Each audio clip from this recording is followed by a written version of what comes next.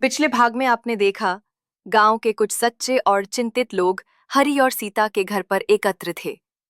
सबके चेहरे पर चिंता की लकीरें साफ दिखाई दे रही थीं। माहौल गंभीर था। गांव के बुजुर्ग काका ने धीरे से कहा, हरी बेटा, ये जो लोग शहर से आए हैं उनके पास बहुत पैसा है। रुपयों के बल पर ये कुछ भी कर सकते हैं।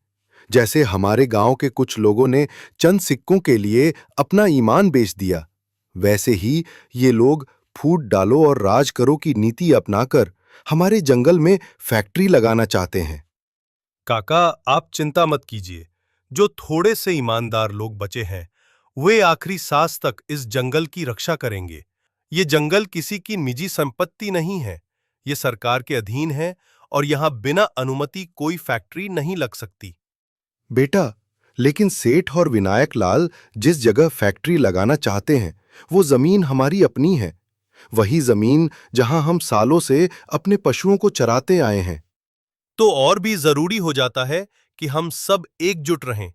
वो जमीन गांव वालों की साझा जमीन है और जब तक हम उसमें से कोई हिस्सा नहीं बेचते और ना ही किसी कागज पर दस्तखत करते हैं, तब तक वो कुछ नहीं कर सकते।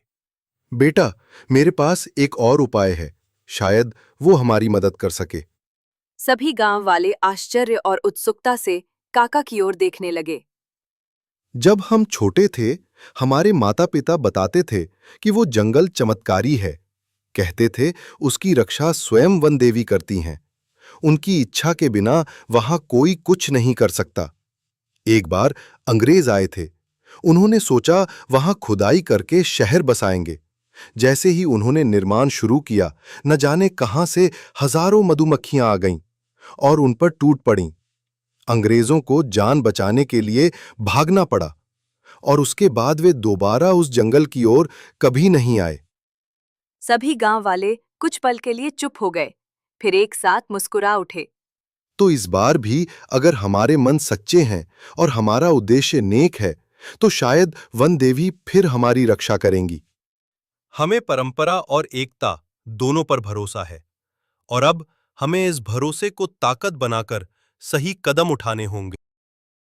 ये थी आज की कहानी। अब देखते हैं कि आगे आर्यापुर के लोग और क्या-क्या नया करते हैं।